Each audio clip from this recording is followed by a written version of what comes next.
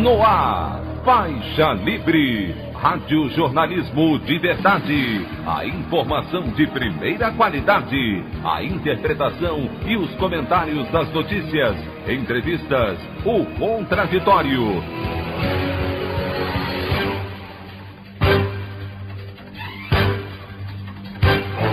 Tudo para aproximar você cada vez mais da realidade do Brasil e do mundo.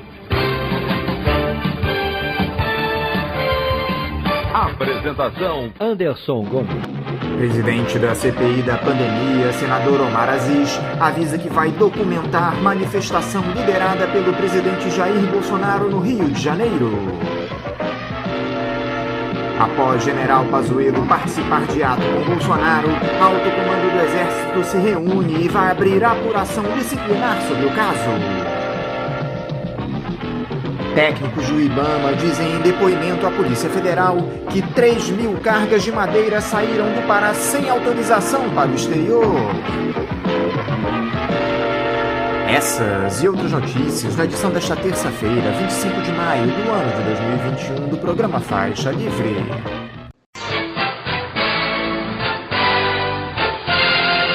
O comentário de Anderson Gomes.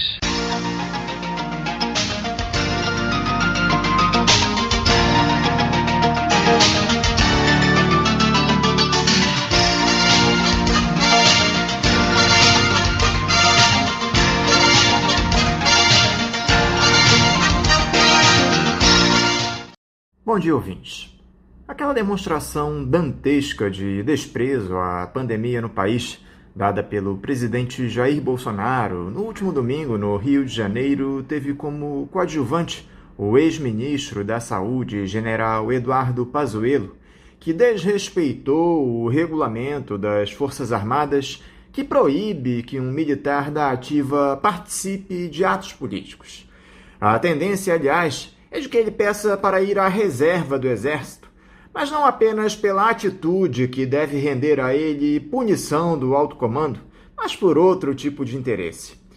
Eu vou fazer a leitura de um excelente artigo do professor, historiador e pesquisador na área das Forças Armadas, Manuel Domingos Neto, publicado ontem, onde ele explica a iniciativa do militar que defende o ex-capitão com unhas e dentes. O título do texto é O Destino de Pazuello. Diz o autor: notícias e opiniões se amontoavam quando fui dormir. Pazuello transgredira o regulamento, atendera ao presidente, desonrara a farda e irritara o comando, reunido extraordinariamente.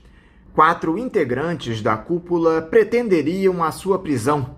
O general Paulo Sérgio teria dito que o mandaria para a reserva. Até comunistas preocupados com a imagem da corporação clamavam tal providência reparadora. A CPI o chamaria novamente para desmascarar suas mentiras. Noite animada. Acordei pensando ser útil alinhar pontos eventualmente obscurecidos no fragor do noticiário caudaloso. Vai que ajudem a refletir sobre os fatos. 1. O presidente da República é produto castrense. Sem apoio das fileiras, não chegaria onde chegou. Segundo a maior autoridade militar do país na ocasião, Vilas Boas, Bolsonaro, ao lado de Moro e Braga Neto, tiraram o Brasil do mau caminho e abriram perspectiva alvissareira para a pátria. 2. Alguns oficiais podem não gostar das atitudes de Bolsonaro, mas de longa data conheciam seu naipe moral, intelectual e comportamental. Bem que poderiam ter mais modos, mas isso seria querer demais. 3. O governo do capitão é assegurado pelas fileiras. Oficiais ocupam postos-chave do governo e endossam suas proposições, inclusive a política sanitária. Se oficiais abandonassem seus cargos, o governo poderia se acabar por déficit de responsabilidade. 4. Integrantes das fileiras foram beneficiados pelo capitão, mas a lista de benefícios pretendidos não se esgota nunca. Fileiras são sempre assim, sempre querem mais. 5. Bolsonaro pode ser renunciado quando os comandantes quiserem. Ninguém sabe mais que Braga Neto das proezas do capitão nas quebradas do Rio de Janeiro. Registrados estes pontos de domínio público, mesmo que não consensuais, caberia considerar outros não tão perceptíveis aos paisanos. Pazuello não é bobalhão impulsivo. Gente assim não ganha estrelas. Pazuello foi ao palanque de caso pensado e combinado. Ao longo da semana, receberá aplausos efusivos do ativismo político castrense por seu comportamento na CPI. Os de cima ficaram aliviados, os de baixo o aclamaram como herói. Pazuello não blindou Bolsonaro, isso seria uma quimera. Blindou de fato sua corporação. Mesmo envolvido no desmonte do Estado e no fiasco da política sanitária, o Exército ficou bem na fotografia da CPI. Senadoras e senadores foram pródigos com a farda. Indo ou não para a reserva, Pazuello será protegido. Fileiras que se respeitam não abandonam os seus, quaisquer que sejam as circunstâncias. Seria fácil exemplificar a prática deste princípio básico do espírito corporativo, mas isso pode ficar para depois.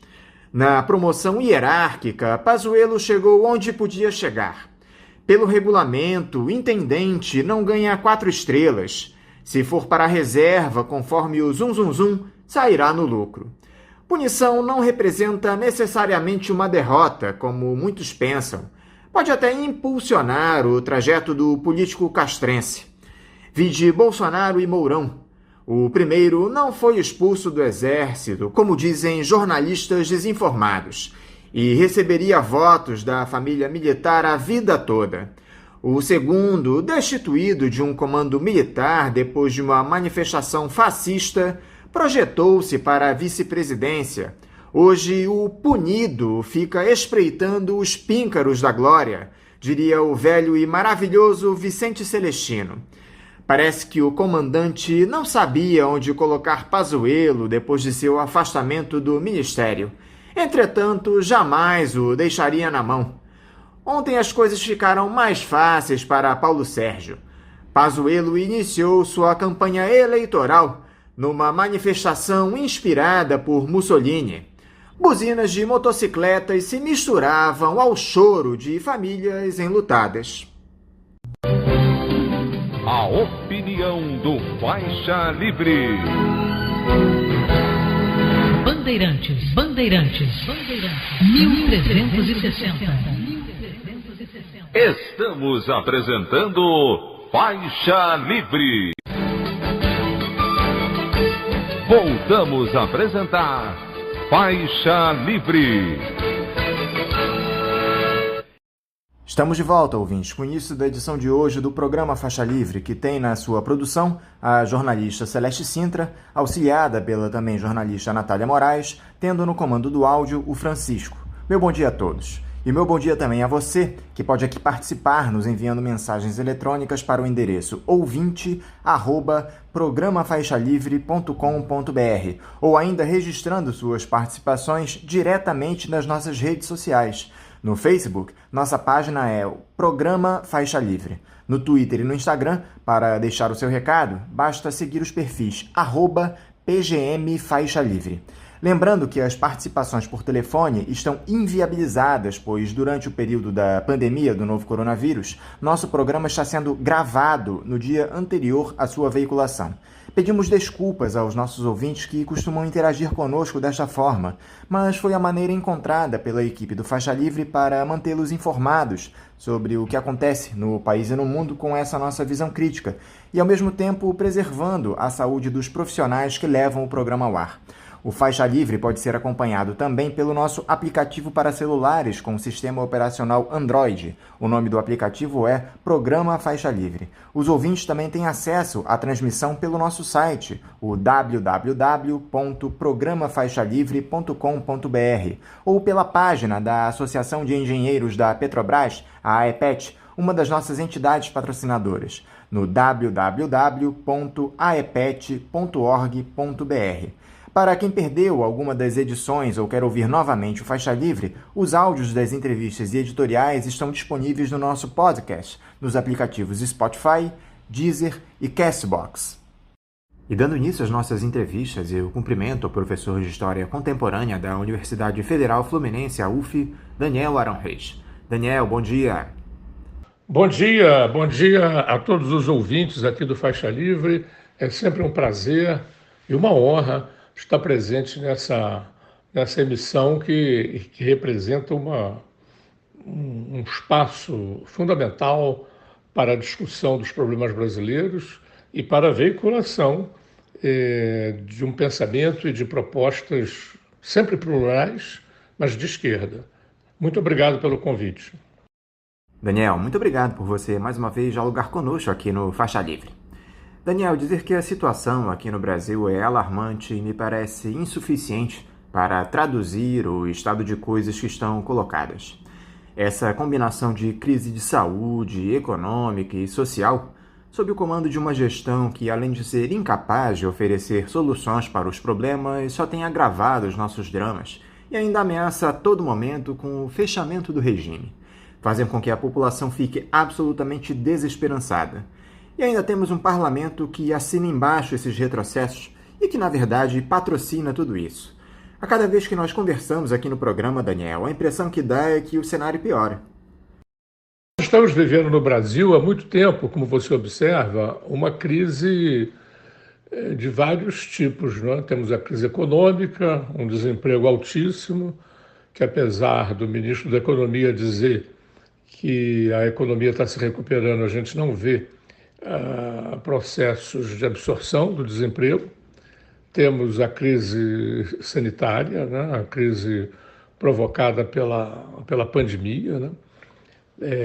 Que já chega perto, se já não ultrapassou os 450 mil mortos, com tendência para um novo crescimento, né? Os especialistas estão alertando, estamos às vésperas do inverno, onde, quando essa doença se intensifica e, ao contrário do que recomenda a prudência, temos muita gente participando de aglomerações, recusando medidas de restrição, e o próprio presidente, evidentemente, joga um papel chave nesse processo, porque ele mantém sua posição negacionista, né? E nesse sentido, incentiva aglomerações, né? O presidente está sentindo, está registrando a preocupação com o declínio de sua popularidade visível nas últimas pesquisas. As suas mídias sociais recusam a idoneidade das pesquisas, mas elas são muito evidentes, são diferentes, e todas elas atestam o fenômeno do declínio da popularidade do Bolsonaro, mesmo entre os seus redutos mais fiéis, e o presidente tem reagido desencadeando a campanha eleitoral de 2022, com atos públicos, como fazia durante a campanha eleitoral de 2018. Ontem mesmo, aqui no Rio, houve essa carreata de motociclistas, inclusive com a presença ilegal do general Pazuello. Nós veremos agora como e quando o ministro do Exército reagirá, porque se ele não reage, ele está desmoralizado, né? Porque realmente, se os generais e os coronéis começarem agora a ter porteira aberta para participar de atos públicos e comícios, a crise escalará um grau a mais. Então, ou seja, todo esse cenário preocupa muito, mas o que mais me preocupa particularmente é a relativa inação das forças democráticas e das esquerdas brasileiras, né? Eu penso que já passou da hora das esquerdas brasileiras e das forças democráticas se mobilizarem, se auto-organizarem, não ficarem tão obcecadas assim com as eleições de 2022, embora esse seja um norte importante, né? Mas o mais importante de tudo é fortalecer a cidadania, é fortalecer a auto-organização da cidadania. criar em cada cidade fóruns cívicos, reunindo lideranças populares, lideranças de classe média, para que a sociedade comece a se organizar autonomamente e comece a se preparar para enfrentar a violência, né, que certamente será desencadeada pelos adeptos de Bolsonaro, liderados por ele, caso tenham um resultado negativo nas urnas. Então, eu acho que, embora muito do que o Bolsonaro diga seja de bravatas, né, mas há muitos seguidores dele fanatizados e que irão recorrer à violência em caso de derrota eleitoral.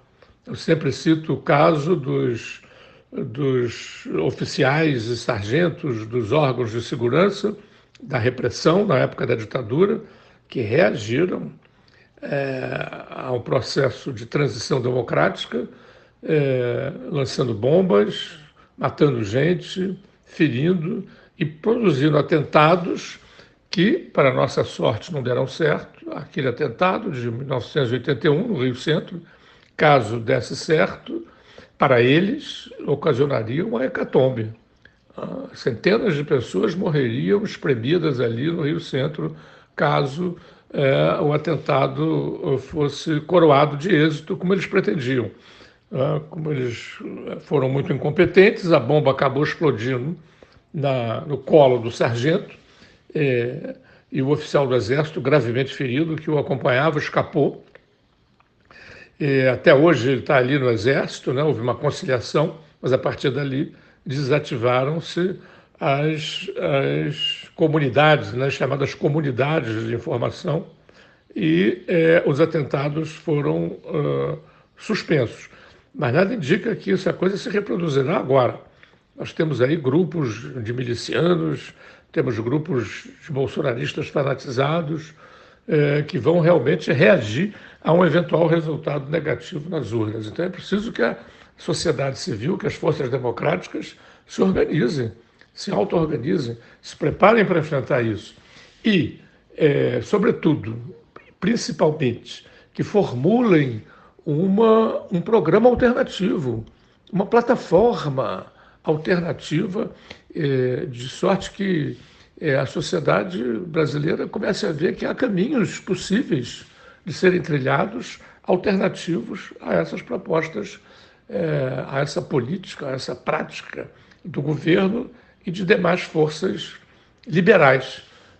Então, eu penso que uma plataforma deve ser formulada o mais breve possível e as pessoas começarem a ir para as ruas, defenderem a realização dessa plataforma. Não dá mais para as pessoas ficarem em casa alegando a pandemia é muito grave e é preciso tomar precauções. Ao ar livre o vírus não circula de maneira tão intensa e é preciso tomar cuidado, gel, máscaras, mas não deixar de se manifestar nas ruas. É nas ruas, manifestando nas ruas, que a força do povo se vertebra e se consolida. Então, forma de apelo, né? Que as forças democráticas abandonem essa letargia que está caracterizando a maneira como agem, né? Agora já estamos vendo, felizmente, as primeiras manifestações. Houve agora no mês de maio. No final de maio está convocada uma grande manifestação, mas eu vejo que ela está se vertebrando, sobretudo, em termos do repúdio ao governo. Não basta repudiar o governo e suas políticas. É fundamental apresentar plataformas alternativas que sejam claras, concretas e mobilizadoras, porque dizendo respeito às demandas básicas das classes populares brasileiras. Eu falei em ameaça de fechamento do regime, Daniel, e o Bolsonaro caminha a passos largos nesse sentido, ou pelo menos tenta. O governo federal já tem um decreto pronto com a intenção de limitar a atuação de redes sociais no Brasil e proibir que páginas na internet apaguem publicações ou suspendam usuários de suas plataformas. O documento foi preparado pela Secretaria de Cultura e já recebeu o parecer favorável da Advocacia Geral da União. Tudo isso como uma resposta do governo à atuação das principais plataformas que têm retirado do ar nos últimos meses vídeos e publicações do presidente que fomentam a desinformação, especialmente sobre a pandemia. Segundo o decreto, os provedores de serviço só poderão agir por determinação da Justiça ou para suspender perfis falsos, automatizados ou inadimplentes. O bloqueio de conteúdos sem decisão judicial também só poderá ocorrer em casos específicos, como nudez, apologia ao crime, apoio a organizações criminosas ou terroristas, violações ao Estatuto da Criança e do Adolescente e incitação de atos de ameaça ou violência. Como é que você observa esse tipo de ação do Palácio do Planalto, Daniel? Te preocupa de alguma forma? Sobre essas grandes mídias sociais, eu tenho me manifestado já há algum tempo. Eu penso que a censura a mentiras eventualmente veiculadas pelas mídias sociais não deve ficar a censura, né, ou qualquer tipo de restrição nas mãos das próprias mídias sociais. Eu tenho defendido que as lutas democráticas do século XXI tendem cada vez mais a estabelecer um controle social, público, dessas grandes mídias. Essas mídias não podem alegar que são empresas privadas e que frequentam as mídias quem quiser, né? Também eram empresas privadas, todas aquelas que se submeteram a legislações sociais que restringiram o poder de mando dos capitalistas em suas fábricas, em seus estabelecimentos de comércio. Não é possível que essas mídias, que tendo ganho a projeção que ganharam e sendo administradas de forma monopolista, não é possível que isso continue. É preciso que a sociedade, e na Europa e nos Estados Unidos, nós estamos aqui bastante atrasados desse ponto de vista, é preciso que se lancem propostas de controle público e social dessas mídias. Desse ponto de vista, é claro que os movimentos do Bolsonaro visam evitar que suas mentiras sejam suas manifestações de ódio sejam controladas, né, sua disseminação de fake news sejam controlados por essas mídias. Mas as forças democráticas não devem defender o direito dessas mídias se autocensurarem, né? Devem defender o controle social e público da veiculação de fake news e de mentiras e de manifestações de ódio, né? As forças liberais democráticas, as forças democráticas de centro e de direita se organizam aí na luta pela defesa do direito dessas mídias se autocontrolarem. Mas as forças democráticas de esquerda têm que ter um perfil próprio e defenderem o controle social e público dessas mídias que não podem continuar a ser administradas privadamente. Algo que chama a atenção, Daniel, é que enquanto o Brasil está afundado em uma série de problemas, o Jair Bolsonaro segue com essa fixação pelo voto impresso, tanto que o Congresso já tem uma comissão especial discutindo o tema. Por que todo esse interesse do ex-capitão por essa impressão do voto, Daniel, enquanto mais de 450 mil brasileiros já morreram por uma doença que o governo federal praticamente dá de ombros? Essa obsessão, como você disse, do voto impresso é mais uma manobra do governo, do Bolsonaro em particular, para deslegitimar as próximas eleições.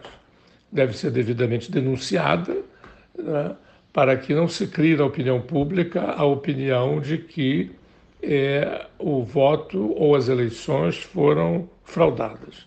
Me parece importante que se desencadeie, sob iniciativa do Tribunal Superior Eleitoral, uma grande campanha de informação para neutralizar a possibilidade de que esse questionamento ganhe setores da opinião pública. A gente não pode deixar que qualquer tipo de desconfiança, qualquer tipo de dúvida paire sobre o processo eleitoral.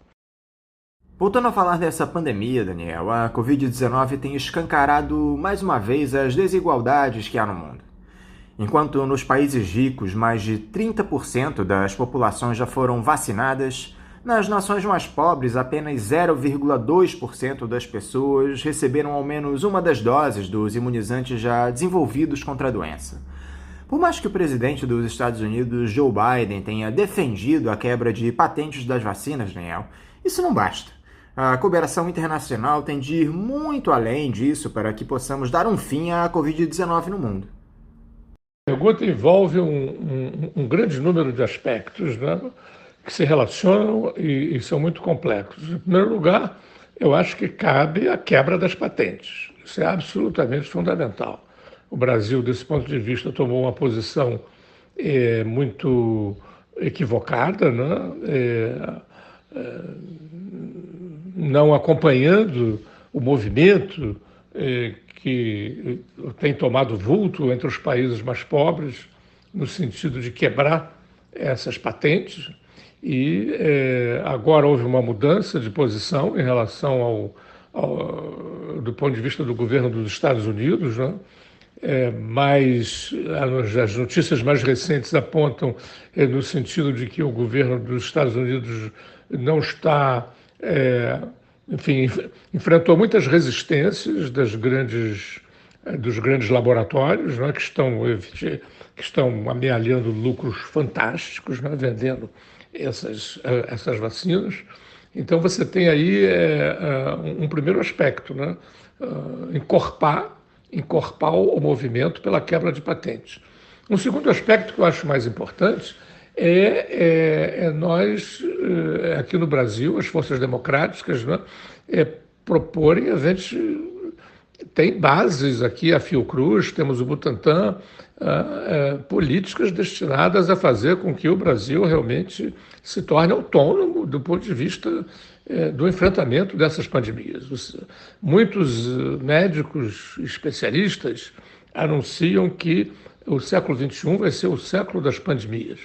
Então é preciso, desse ponto de vista, desenvolver autonomamente a capacidade de produzir vacinas e todo tipo de materiais que possam contribuir no sentido de neutralizar os efeitos dessas pandemias. O exemplo de Cuba, desse ponto de vista, é marcante. Um país pequeno, pobre, e que, no entanto, por priorizar a saúde pública, está evidenciando condições de produzir vacinas contra a pandemia. Então, eu acho que esse é um segundo ponto importante, né? Fortalecer com verbas públicas o Butantan. A gente não pode ficar, e a Fiocruz, não podemos ficar dependentes de insumos estratégicos que dizem respeito à saúde da sociedade brasileira. Não podemos depender de países estrangeiros, nem de países amigos. E temos força, temos capacidade suficiente para desenvolver pesquisas, temos massa crítica para isso, né? Nas nossas universidades públicas, nos nossos institutos de pesquisa. Então, devemos almejar autonomia do ponto de vista da saúde pública, né? Esse é um segundo ponto que eu acho importante. O terceiro ponto é discutir com a sociedade essa questão das restrições que às vezes se tornam necessárias para combater com êxito a pandemia. Eu penso que a crítica ao Bolsonaro, ao seu negacionismo, é fundamental. Mas também não podemos imaginar que só dele depende o êxito das políticas de restrição. Há inúmeros políticos, empresários, e mesmo na opinião pública e também nas classes populares, por particularidades dessas classes populares, né? É relativamente fácil uma pessoa de classe média que está lá no seu sítio em Itaipava, ou no seu grande apartamento aqui no Rio de Janeiro, é mais fácil para essas classes acompanhar, observar as medidas de restrição. Mas para as classes populares isso é muito difícil. Então é preciso abrir uma discussão ampla de como viabilizar essas medidas para as classes populares e como persuadir as classes médias e as elites, né? Porque em toda parte a gente vê gente recusando essas medidas e desrespeitando essas medidas. É preciso discutir melhor com a sociedade esse tipo de atitude, né? Numa perspectiva compreensiva e persuasiva, né? Sem anátemas e sem excomunhões. Agora, quem segue se articulando de olho na sucessão aos Bolsonaro é o ex-presidente Lula, Daniel. Ele, que já se lançou oficialmente como candidato para 2022, andou por Brasília dialogando com uma série de figuras do cenário político dos mais diversos matizes ideológicos. E na semana retrasada teve um encontro que provocou muita polêmica com o ex-presidente Fernando Henrique Cardoso, do PSDB. Eles se reuniram na casa do ex-ministro Nelson Jobim para um almoço, segundo Lula, regado a muita democracia. Não te parece meio indigesto esse tipo de encontro, Daniel? Como é que você avaliou essa reunião entre os ex-presidentes? Estamos acompanhando aí o Lula, depois de ter seus direitos políticos recuperados, está com a sua agenda de campanha eleitoral de 2022, né? Eu penso que ele, como liderança popular, deveria estar mais dedicado a incentivar a sociedade a se auto-organizar e a definir uma plataforma alternativa ao Bolsonaro, mais do que ficar encontrando essas personalidades conservadoras, né, que tanto deram o tom dos mandatos presidenciais do PT. Mas o Lula está muito velho para você esperar que ele efetue alguma mudança radical no seu comportamento. Eu penso que do que se trata para as forças populares democráticas não é ficar a reboque de articulações com vistas às eleições. Do que se trata, eu já disse aqui, repito, que as forças democráticas de esquerda se dediquem a formular plataformas alternativas e a organizações autônomas em relação aos partidos e ao Estado. O Lula tende, evidentemente, a reproduzir a sua perspectiva conciliadora tradicional. É claro que não vamos aqui, como fazem representantes da direita democrática, da direita liberal, não vamos aqui imaginar ou defender que o Lula seja a mesma coisa que o Bolsonaro com sinais trocados, né? O Lula é uma pessoa que é um líder popular que se afirmou no quadro da nossa democracia insuficiente, precária, mas existente, né? E sempre defendeu os valores democráticos, ao contrário do Bolsonaro, que os ameaça constantemente e vai fazer tudo para destruí-los, para destruir esses valores. Então, feita essa ressalva muito importante, né, que não se trata de estabelecer um sinal de igualdade entre o Lula e o Bolsonaro, para as forças democráticas de esquerda se trata de fazer a crítica desse reformismo mole, dessa conciliação que, em certa medida, contribuiu para a situação que nós vivemos hoje. As forças democráticas têm que as classes populares têm que elaborar um comportamento, né, no sentido de deixar de imaginar que o atendimento de suas demandas depende do Estado ou depende de líderes salvacionistas. As suas demandas serão atendidas na exata proporção, na exata medida em que essas classes populares se apresentem no cenário político com força política, com força de mobilização, com força autônoma, né, em relação aos partidos e ao Estado. Não devemos cultivar essas expectativas, nem ser arrastados, nem devemos ser arrastados por essas tricas e futricas das instituições e das políticas de Estado, né? Temos que nos dedicar às forças democráticas populares, às forças democráticas de esquerda, à organização da sociedade pelas bases, né? recuperar uma característica, né, que era das esquerdas, de dialogar, de procurar essas bases sociais e se dedicar, sobretudo, a estruturá-las. Afora essas movimentações da classe política, Daniel, eu gostaria de destacar duas iniciativas empreendidas pela sociedade civil. Primeiro, esse manifesto denominado Carta Aberta da Geração 68. Explica aqui pra gente, Daniel, no que consiste esse documento, qual é a intenção de lançarem esse manifesto. Você também o assinou? Olha, eu não tenho hostilizado essa iniciativa, mas não assinei esse manifesto. Eu acho que os velhos militantes que participaram das manifestações de 68 não devem se constituir um polo singular dentro das forças democráticas, devem se integrar às lutas sociais, devem se integrar às manifestações. Foi isso que fiz, já comecei a fazer desde maio, né? Participei das manifestações de denúncia do massacre do Jacarezinho, participarei dessa manifestação próxima do dia 29 de maio, que está sendo convocada por várias lideranças políticas e populares, mas não acho que os velhinhos de 68 devam fazer uma manifestação específica deles. Eu não acho isso apropriado. Acho que eles têm que fortalecer o movimento geral, assim como outros representantes de outras gerações de militantes brasileiros.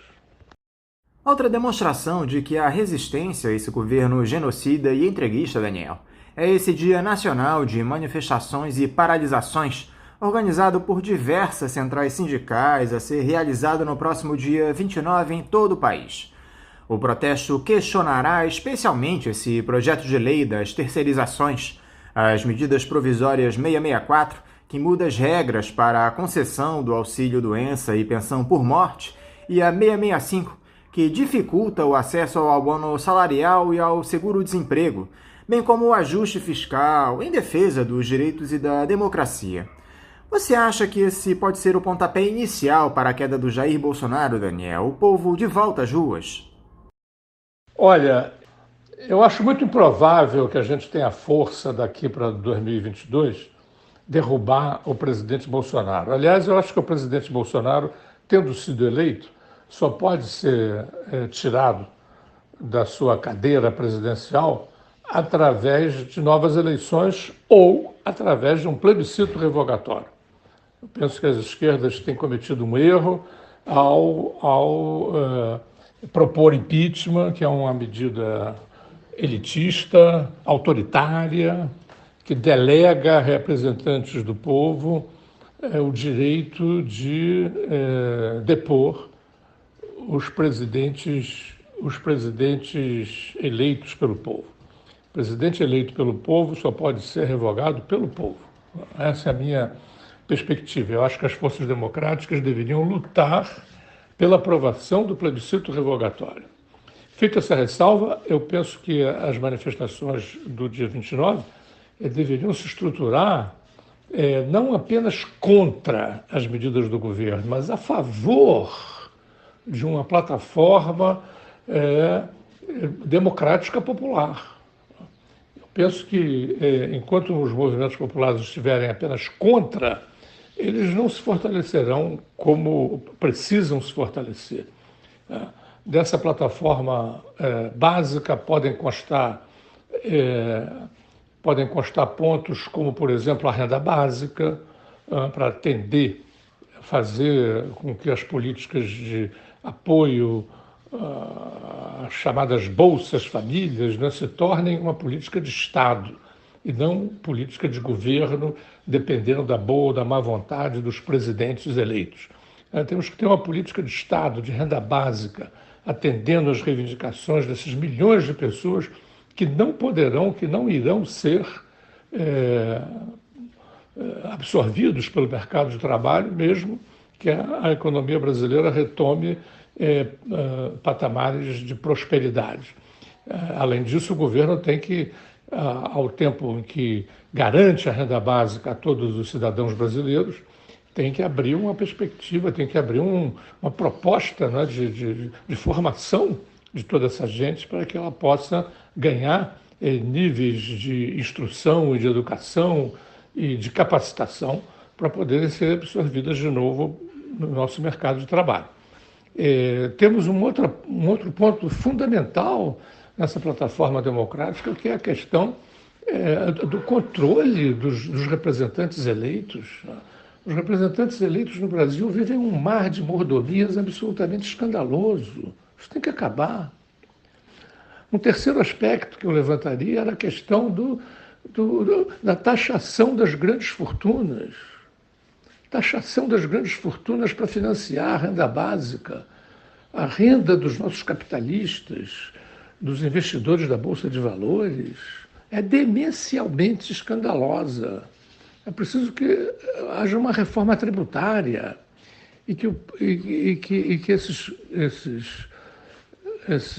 ricos, esses poderosos, contribuam também para a diminuição das desigualdades sociais. O Brasil é campeão das desigualdades sociais no mundo, né? Então é preciso reduzir drasticamente essas desigualdades sociais. Um outro aspecto é a questão da segurança. Temos aí as polícias militares com essa cultura da morte. Entram e passam governos de direita, de centro e de esquerda, e essa coisa continua.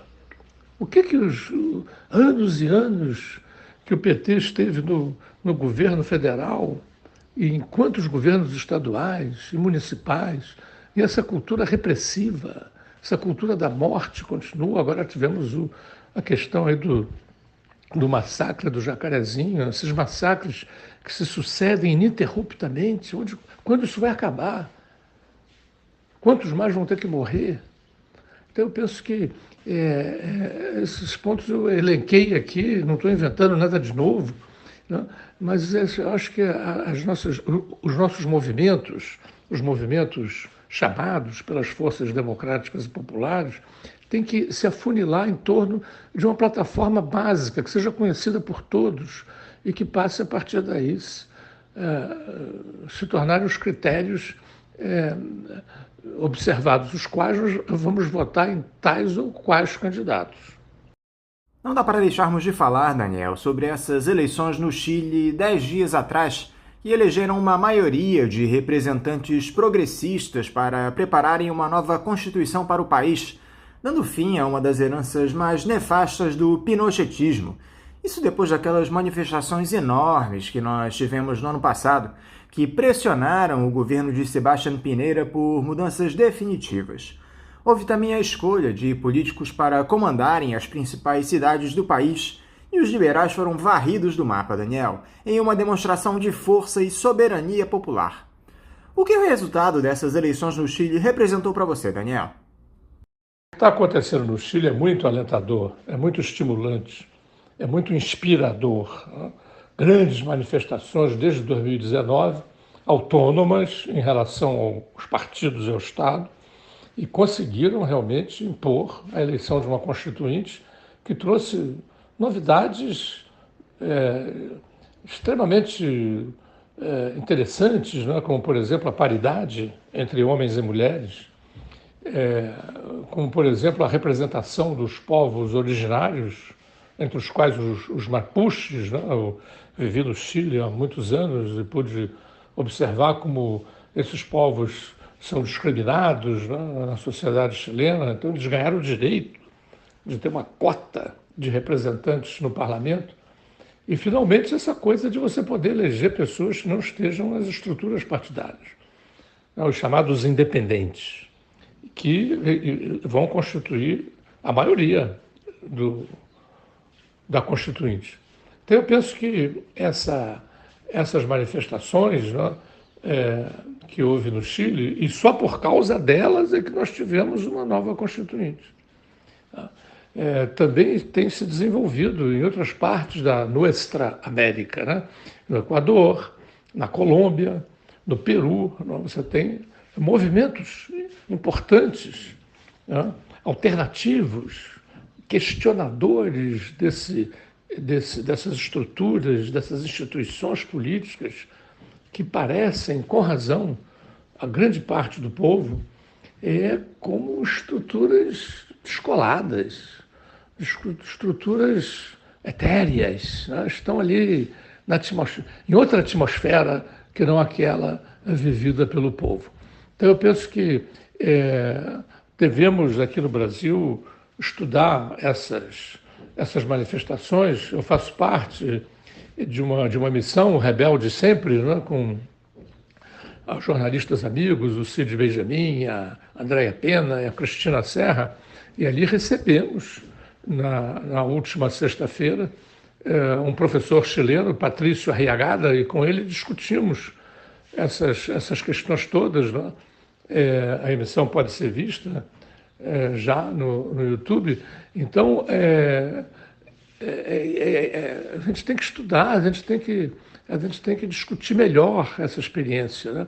E o que o Chile, a Colômbia e o Equador nos mostram, né, desse ponto de vista, de como as forças populares ganham força quando se estruturam autonomamente, quando se estruturam questionando essa lógica eleitoralista, tradicional dos partidos políticos. Então, eu fiquei muito satisfeito, muito feliz com o que aconteceu no Chile. Eles vão ter uma oportunidade histórica de fundar um novo pacto político mais igualitário, mais justo, mais solidário, que é o que se espera, que é o que se espera do ponto de vista dos interesses das amplas e majoritárias camadas populares. Daniel Arão Reis, mais uma vez eu quero te agradecer por você estar aqui conosco no Faixa Livre. Quero te desejar um ótimo dia de trabalho e deixar aqui o meu abraço. Sou eu que agradeço mais uma vez o convite que me foi feito. Estarei sempre aqui à disposição para o debate a respeito desses assuntos polêmicos da atualidade, e quero mais uma vez também me congratular com o Faixa Livre, né, por estar desempenhando um papel realmente indispensável aos debates que interessam às forças democráticas. Muito obrigado pelo convite, boa sorte e bom trabalho. Conversamos aqui com o professor de História Contemporânea da Universidade Federal Fluminense, a UF, Daniel Arão Reis.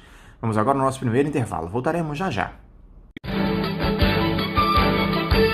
Voltamos a apresentar Faixa Livre.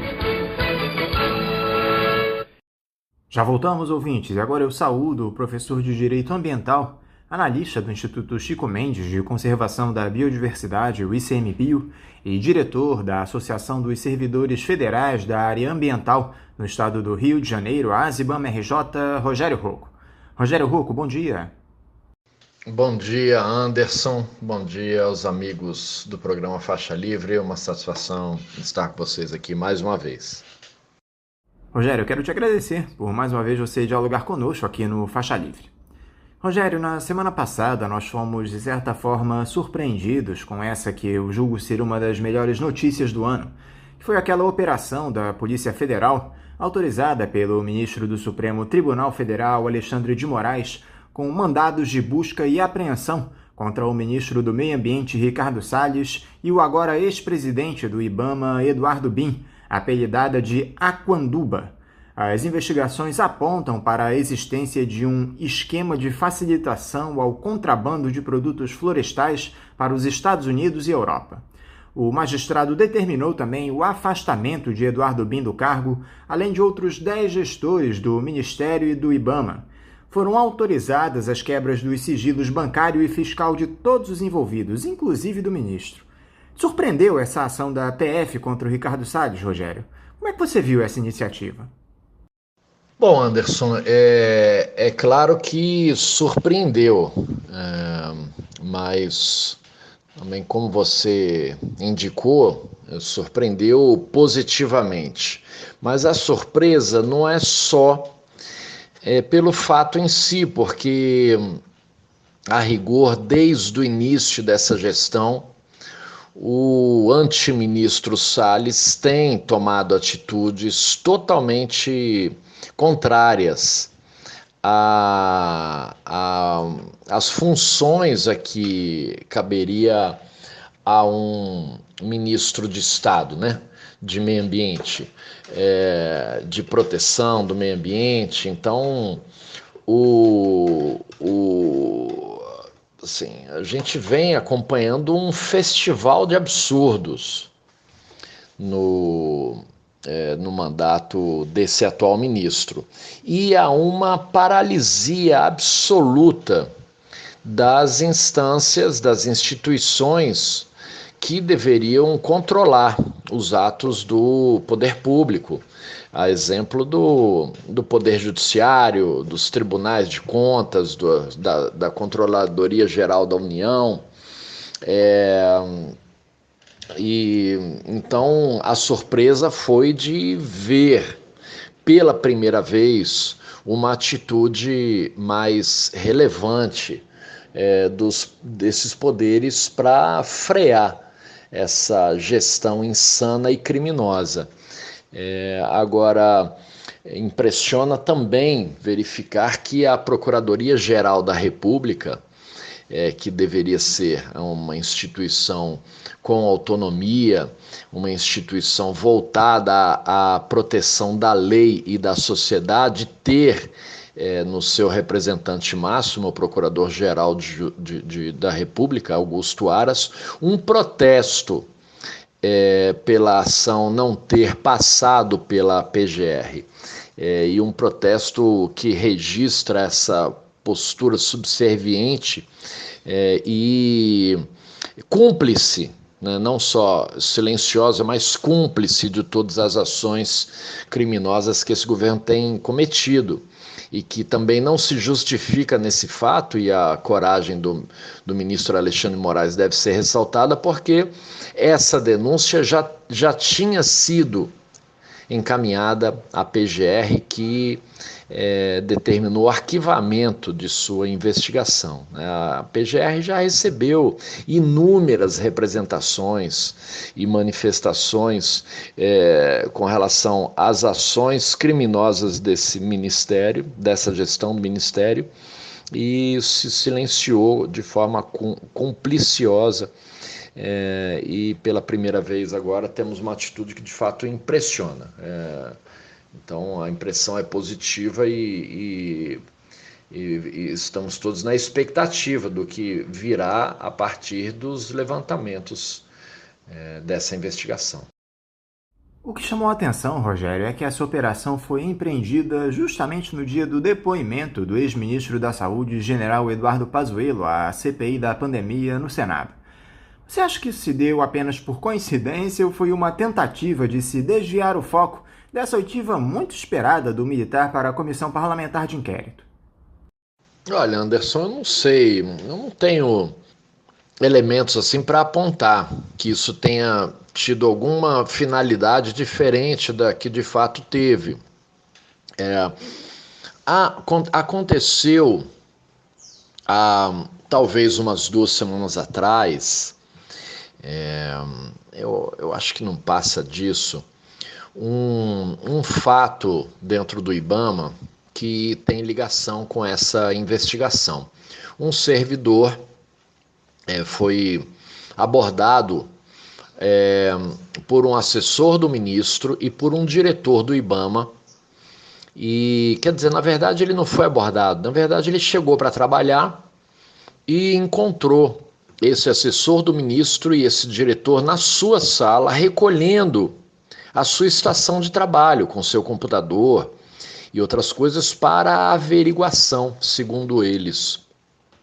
Isso é uma violência e uma arbitrariedade nunca antes vista dentro do IBAMA ou do ICMBio, dentro da área ambiental.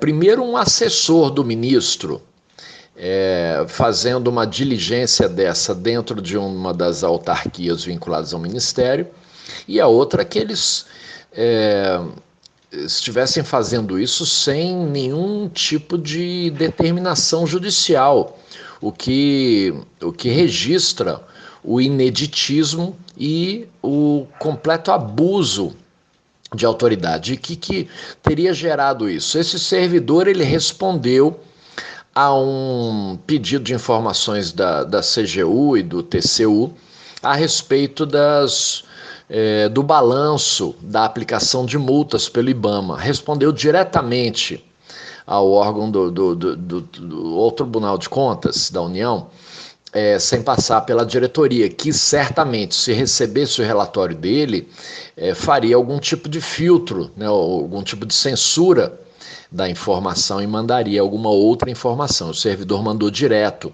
apontando que, concretamente, nos anos de 2019 e 2020, houve sucessivamente uma queda absoluta dos autos de infração aplicados pelo IBAMA, confirmando o que já era uma promessa de campanha do então candidato Bolsonaro, de que acabaria com o que ele chamou de indústria de multas do IBAMA e do ICMBio. E, de fato, ele está acabando, né? Com o antiministro Salles, eles têm implementado uma série de medidas que estão inviabilizando a aplicação de multas. E isso tem surtido efeito em campo e internamente. Então, o servidor ele fez nada mais do que apontar fatos e dados a partir dos registros de lançamento de autos de infração dentro do IBAMA. E, por isso, ele recebeu essa visita e essa intervenção autoritária, arbitrária e ilegal do assessor do ministro, do assessor direto do ministro e do diretor do IBAMA. E a decisão do Supremo, ela se ancorou, inclusive, em trechos de depoimento desse servidor que foi chamado pela Polícia Federal para prestar depoimento. Então, eu creio que esse ato final tenha sido relevante para o encerramento para alguma conclusão das investigações e portanto, isso tenha ligação com a data de realização da operação e não o depoimento do ministro Pazuello. Agora, a Polícia Federal também levantou a ocorrência de operações financeiras suspeitas no escritório do ministro, em sociedade com a mãe dele, no período em que ele exerce o cargo no governo.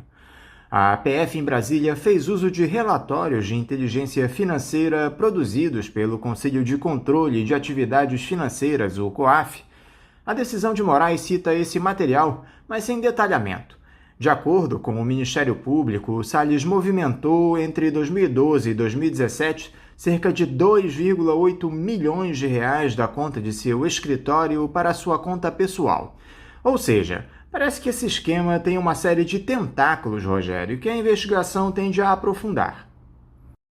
É verdade, Anderson. É mais do que isso, né? Além dos 2,8 milhões da movimentação da conta do escritório para ele, o relatório aponta que de 2012 a 2020, a movimentação do escritório foi de 12 milhões de reais. E as acusações que recaem sobre o antiministro envolvem a prática de advocacia administrativa, que é quando a pessoa, valendo-se de sua função pública, atua na defesa de interesses privados junto à administração pública. O Salles já foi condenado em primeira instância pela mesma prática, a prática na verdade, de improbidade administrativa, em São Paulo, quando exercia a função de secretário de Estado do governo Geraldo Alckmin, secretário de Estado de Meio Ambiente, e numa ação na qual ele teria fraudado os limites de uma unidade de conservação para beneficiar atividades mineradoras. Então, o ministro ele é defensor de criminosos, né? Ele defende grileiros, ele defende invasores de terras indígenas, de unidades de conservação, atividades de mineração e outras tantas. E o que tudo indica, né, nessa investigação e na denúncia feita é que essa defesa não é apenas um comportamento ideológico, mas sim o que a investigação está apontando é que é uma associação. Né? O ex-superintendente da Polícia Federal do Amazonas, delegado Alexandre Saraiva, ele denunciou o ministro de formação de quadrilha. Então é evidente que toda essa atuação dele estaria, segundo essas denúncias e representações, voltadas para atitudes que lhe renderiam benefícios financeiros, que é o que está apontado. Então a investigação deve avançar para conferir se os pontos se ligam e se conseguem de fato comprovar que suspeitas se relacionam aos benefícios que ele estaria recebendo de forma ilícita. Qual é o efeito que essa operação pode ter, Rogério, em relação à permanência do ministro no cargo? O Bolsonaro andou defendendo o Ricardo Salles, mas já há uma série de pressões no entorno do presidente exigindo a saída dele do cargo. Você acha que ele consegue aguentar a pressão dessa vez, Rogério? O que leva o ex-capitão ainda a tentar defender o ministro com todas essas denúncias de extrema gravidade que estão colocadas? Eu creio que nesse momento, em razão da dimensão que essas denúncias têm recebido, né, primeiro a representação da queixa-crime ao Supremo Tribunal Federal pelo superintendente, agora exonerado, da Polícia Federal, resultado de uma investigação que apontou que o ministro estaria envolvido com uma quadrilha. E agora essa operação que configura, de fato, que a Polícia Federal não está no bolso do presidente e ela continua tendo a autonomia que a sociedade espera que tenha, com a liberdade de investigar a prática de crimes, inclusive pelos amigos do presidente, pela família do presidente, e chegou a um dos ministros mais chegados ao presidente, né, que tem maior apoio do presidente, e que está numa atuação que não é uma iniciativa dele, e sim cumprindo aquilo que o presidente determinou como sua política diante das questões ambientais. Ele não está fazendo uma coisa da cabeça dele, ele está agindo cumprindo uma missão do presidente. Eu creio que agora a casa vai cair, está prestes a cair. Agora, do contrário, se ele não for exonerado, o governo vai sangrar muito até o final da gestão, porque tudo indica que a partir de agora as provas estão robustas e a qualquer momento ele pode inclusive sofrer alguma operação e ser levado preso, porque tudo indica que ele de fato tem cometido vários crimes e a sua manutenção no governo, a meu ver, só causará mais sangramento do governo. Agora, também não tenho a expectativa de que sua saída melhore qualquer coisa, porque, como eu afirmei, como todos sabem, ele está lá cumprindo uma missão determinada pelo presidente. Então, enquanto não acabar a gestão do presidente Bolsonaro, não teremos uma política ambiental, teremos um desmonte de todas essas estruturas construídas com muito suor ao longo dos últimos 40 anos. Rogério, eu gostaria que você comentasse também, por favor, a aprovação a toque de caixa desse novo licenciamento ambiental na Câmara, um texto desenterrado do ano de 2004 e que praticamente exclui a exigência da licença em diversas ocasiões e representa um risco enorme para unidades de conservação e populações tradicionais. Aqueles que defendem o projeto dizem que ele se presta apenas a facilitar um processo burocrático, enquanto uma série de ambientalistas e ex-ministros apontam o crime que é a aprovação desse texto. Fica até difícil dizer alguma coisa diante de tamanho retrocesso, Rogério. Como é que você avalia esse PL que passou feito raio pelos deputados? Nós temos, Anderson, no Congresso Nacional, já há muito tempo, a tramitação de projetos que visam estruturar uma lei geral do licenciamento ambiental. Isso é necessário porque a lei que regula as questões do licenciamento, ela é de 1981, quer dizer, que regula, na verdade, não, que criou o licenciamento ambiental, ela tem 40 anos. De lá para cá nós tivemos algumas outras normas legais e infralegais que regularam o licenciamento ambiental no Brasil. Temos as leis estaduais também dispondo sobre a matéria, mas há a necessidade de se tenha uma lei geral para ordenar de forma adequada as regras gerais para o licenciamento ambiental.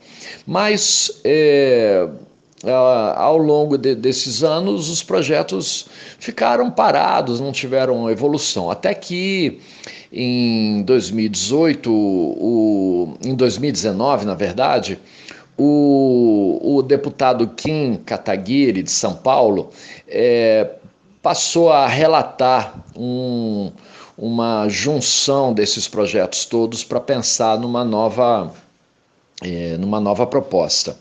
E realizou, para isso, audiências públicas com representantes de diversos setores da sociedade para discutir esse novo projeto.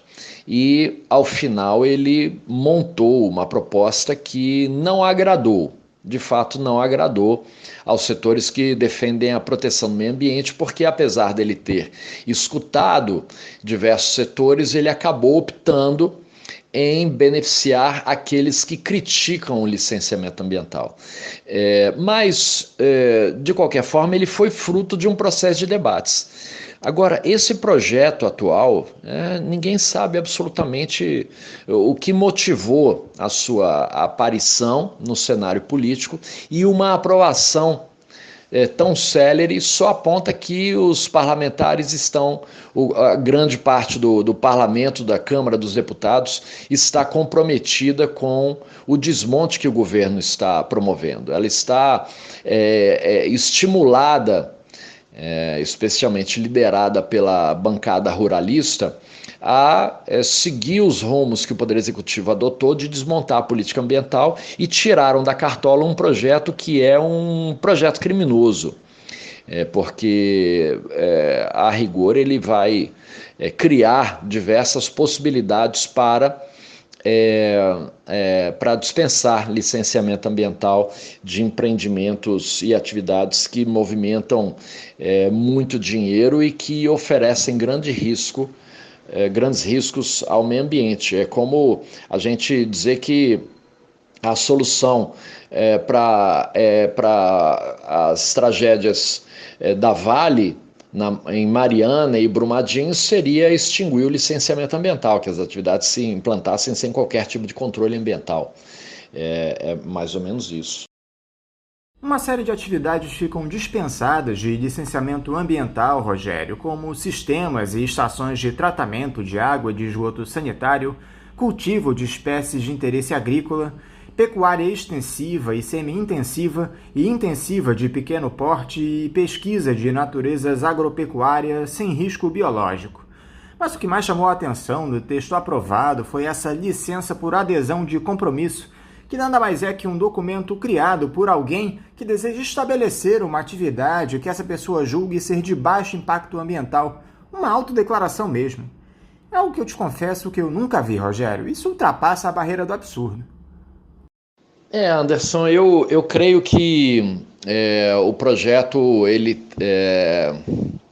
de fato traz inúmeros retrocessos, inúmeros mecanismos que visam dispensar o licenciamento ambiental, com um falso e mentiroso discurso voltado para a agilização do licenciamento, porque a agilização do licenciamento não se faz com a extinção da licença e do licenciamento, e sim com o fortalecimento dos órgãos ambientais. Há um acúmulo muito grande de projetos para uma quantidade pequena de servidores nos órgãos ambientais. Portanto, se querem agilizar e manter a qualidade, a fórmula é razoavelmente simples, contratar mais gente, abrir mais concurso público e instrumentalizar melhor os órgãos ambientais, ao contrário do que os governos têm feito nos últimos anos. Com relação à licença por adesão e compromisso, eu queria dizer o seguinte: ela não é propriamente um mal em si. Ela pode ter uma utilidade para empreendimentos de pequeno impacto, como, por exemplo, uma pizzaria a lenha. Ela é uma atividade utilizadora de recursos ambientais, portanto, se enquadra dentre aquelas que devem passar por um licenciamento ambiental, porque ela é utilizadora de um recurso ambiental. Mas, pela sua dimensão, pela dimensão do seu impacto, ela é muito pequena para passar por esses processos burocráticos de licenciamento. É de fato uma atividade que poderia ser prejudicada se colocasse uma exigência dessa de submeter um licenciamento complexo. Por outro lado, há a necessidade de controle, porque se a gente pegar num grande centro urbano, não há 1, 2, 10, 20, são talvez centenas, dependendo das localidades, centenas de atividades dessa numa região metropolitana. O licenciamento por adesão e compromisso desse tipo de atividade facilitaria aos seus proprietários tirarem a licença, porque bastaria declarar as informações num sistema informatizado, no qual a pessoa declararia a quantidade média de lenha consumida e a quantidade média, o consumo real, né, dessa lenha e a origem dessa lenha. Com isso, todas elas fazendo, porque se torna um procedimento simples, o órgão estadual teria a condição de mapear as atividades, a origem dessa lenha e, com isso, exercer a fiscalização sobre os fornecedores dessa lenha. Então, em alguns casos, como esse hipotético que eu falei, o licenciamento por adesão e compromisso, ele se presta ao controle ambiental, e eu creio que nessas hipóteses ele seja assim cabível. Dá para acreditar que esse projeto de lei possa vir a ser barrado, talvez judicialmente, Rogério? As entidades de defesa do meio ambiente têm atuado junto a órgãos do judiciário questionando esse novo licenciamento ambiental, que na verdade trata-se de uma autorização para ampliação do desmatamento no país. Anderson, é o que se espera, né? Porque quando a gente não pode contar com um parlamento confiável e muito menos com um poder executivo confiável, o recurso o último recurso é o Poder Judiciário. E então o grande risco, caso esse projeto seja aprovado pelo Senado e depois vá à sanção presidencial, e aí não há dúvida de que será sancionado caso chegue à sanção presidencial e entre em vigor, é que se judicialize não só o seu texto, mas até mesmo cada licença emitida com base, ou cada licença emitida, ou cada atividade que entre em operação sem o licenciamento, valendo-se das regras por ele promovidas, sejam judicializadas. Então, pode ter, e é provável que tenha, um efeito adverso do que se pretende com ele, né? Ao invés de agilizar as atividades, pode, na verdade, engessar todo o processo pela sua judicialização excessiva, né? Então, temos que aguardar, né, para ver se o Senado pretende, de fato, aprová-lo ou se vai usar seu poder moderador para restabelecer algum crédito no Parlamento Federal. A própria ex-ministra Marina Silva, Rogério, que teve uma série de problemas para administrar a pasta durante as gestões do Partido dos Trabalhadores, disse que nunca viu nada semelhante ao que temos agora.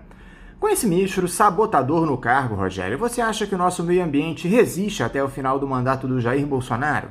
Quanto tempo a nossa biodiversidade vai demorar para se recuperar de toda essa destruição, na sua opinião? Olha, Anderson, uma coisa que eu aprendi é que Nós, seres humanos, apesar da nossa arrogância, da nossa suposta superioridade, nós não somos nada no planeta. É evidente que a nossa capacidade de destruição é grande e já atingiu diversas espécies, extinguindo diversas espécies do planeta e com outras tantas colocadas em risco pela ganância com que se pretende, com que se utiliza os recursos ambientais da sociedade, mas nós não temos a capacidade de destruir o ambiente, o planeta, né? O planeta ele vai passar pelas transformações que nós impusermos e que a própria dimensão natural das transformações impuser, mas o que nós podemos estar acelerando assustadoramente é a manutenção da vida humana no planeta. Essa sim. Então, os riscos são para nós mesmos. O risco da gente começar a enfrentar catástrofes gigantescas em razão das mudanças climáticas que já estão em curso, catástrofes da ordem de Marianas e Brumadinhos, e também como aquela de 2011 na região serrana, na qual mais de 1.000 pessoas morreram.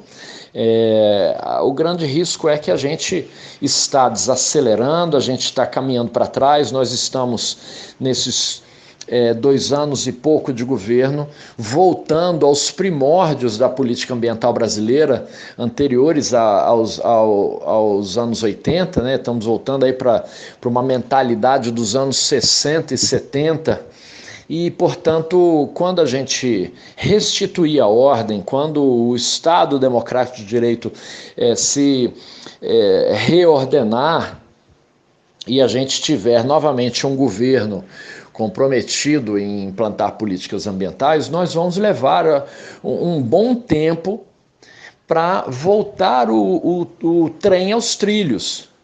Então, eu creio que uma gestão de 4 anos não vai ser suficiente para reordenar as nossas políticas ambientais no Brasil.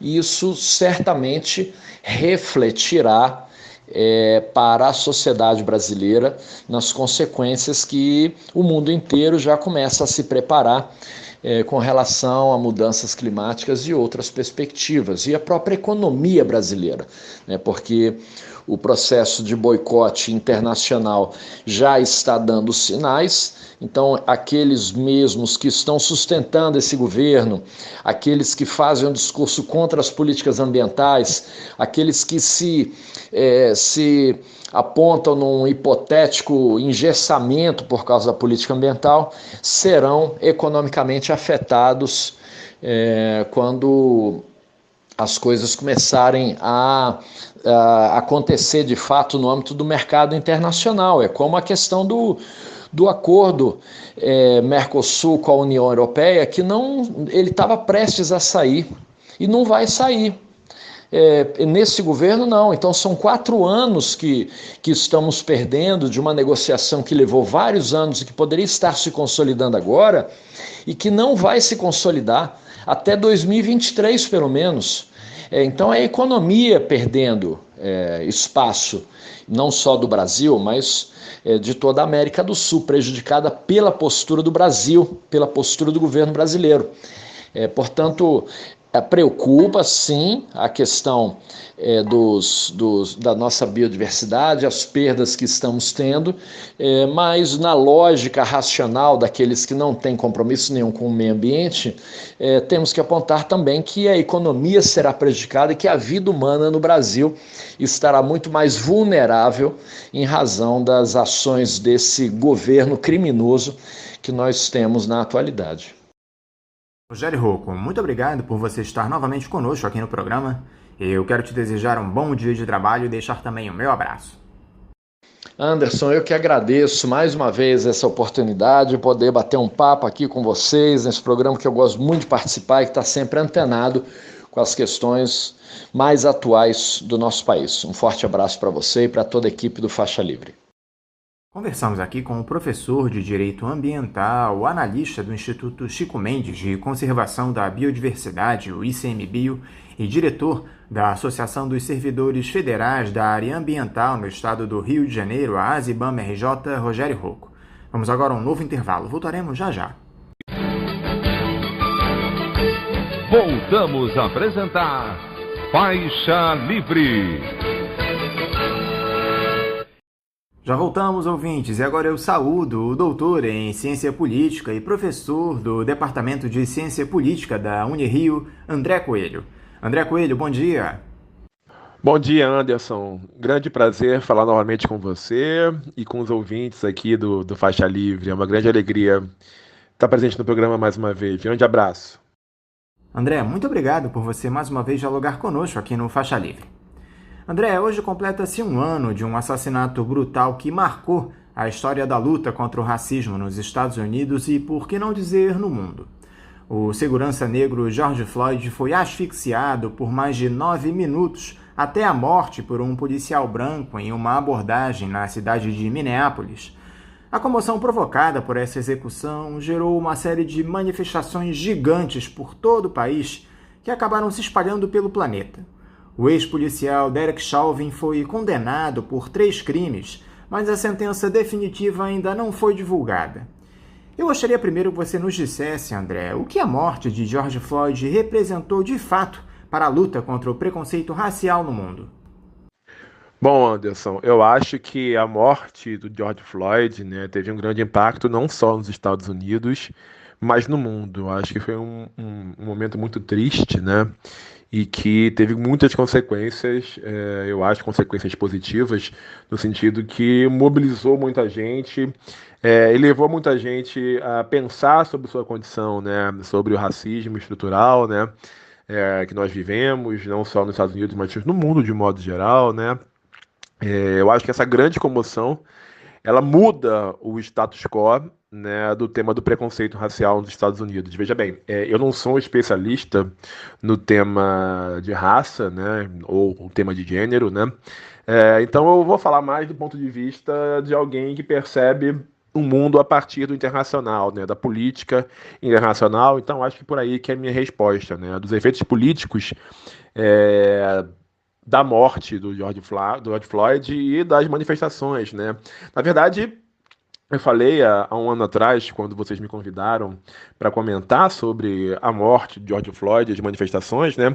Eu falei que, na verdade, eu me lembrava muito da luta dos direitos políticos, né? Dos direitos civis, melhor dizendo, nos anos 60 nos Estados Unidos, né? Ali, nos anos 60, é que se inaugura mesmo essa questão dos direitos civis, que foram fundamentais, por exemplo, no caso da opressão contra os negros nos Estados Unidos, né?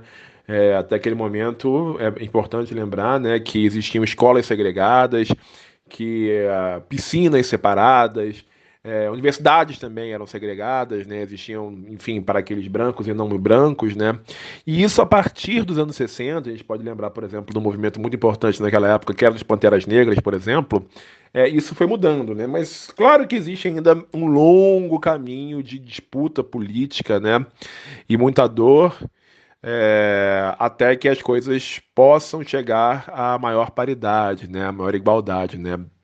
E no caso do George Floyd, né, a diferença é que isso toma uma repercussão muito grande.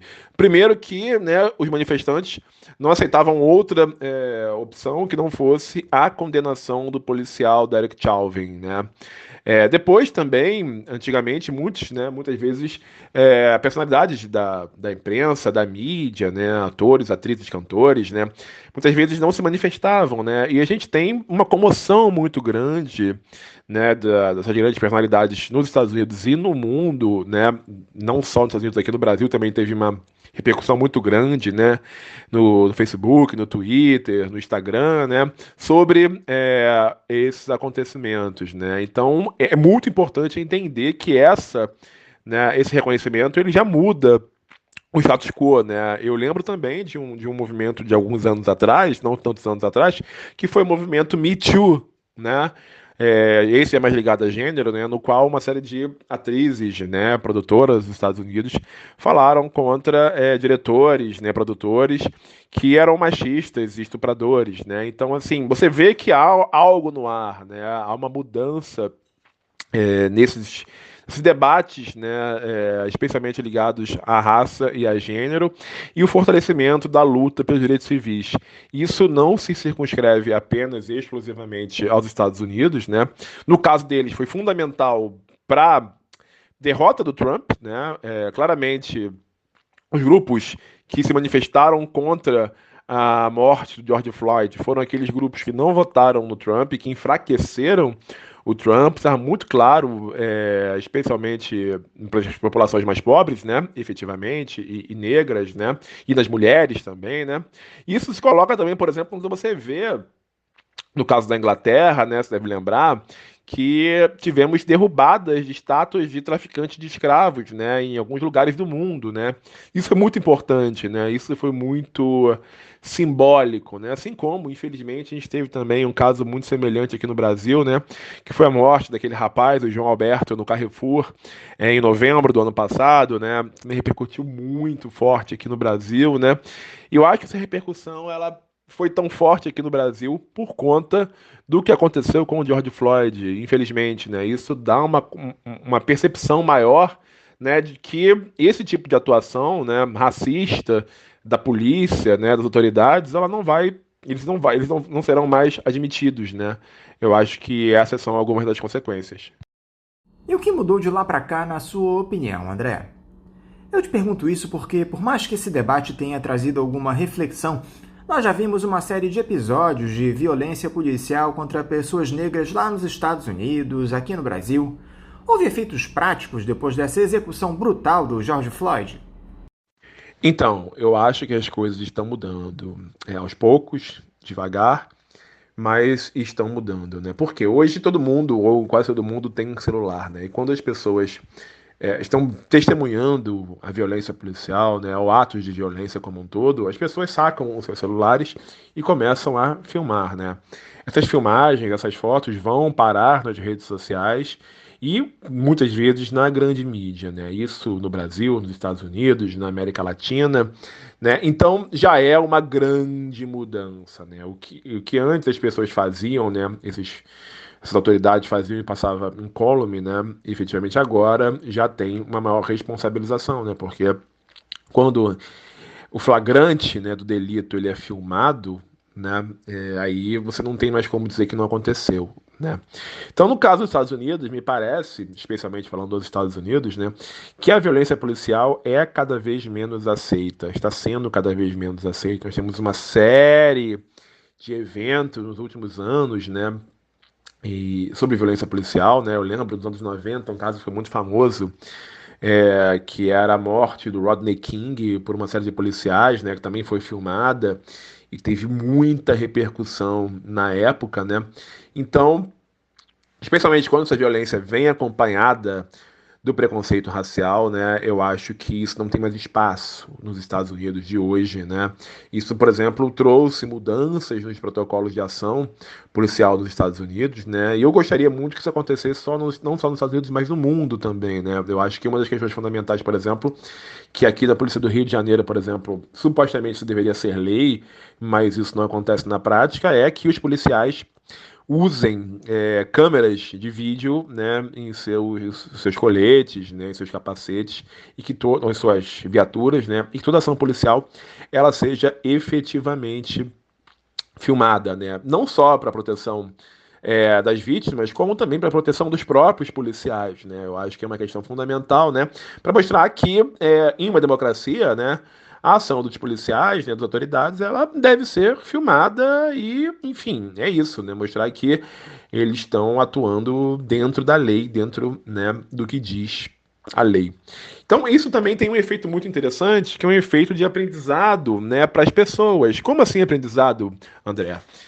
Aprendizado porque as pessoas não aceitam mais, né? Elas percebem, olha, eu posso botar a boca no mundo, né? Eu posso, enfim, dizer e mostrar que isso está acontecendo. A gente não vai aceitar o racismo, não vai aceitar a violência de gênero, por exemplo, ou opressões de modo geral, né?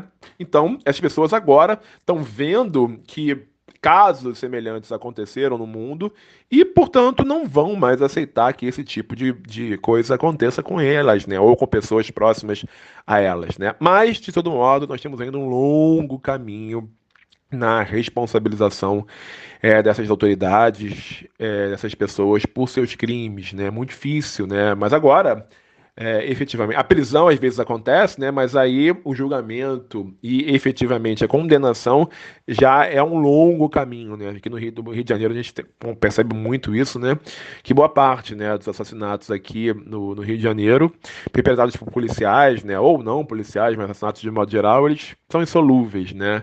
As chacinas que acontecem aqui, poucas pessoas são presas, né? Então nós temos que perceber efetivamente que é um longo caminho ainda para que, de fato, a justiça seja feita. Mas, por outro lado, a gente entende, né, que, por exemplo, no caso de gênero, né, que essa discussão ela foi muito importante para você pensar agora, né, nas eleições da Constituinte do Chile e a eleição da maioria de mulheres para a Constituinte, né, mostra claramente, né, que no caso de gênero, por exemplo, essa movimentação ela é muito importante e ela já gera frutos políticos.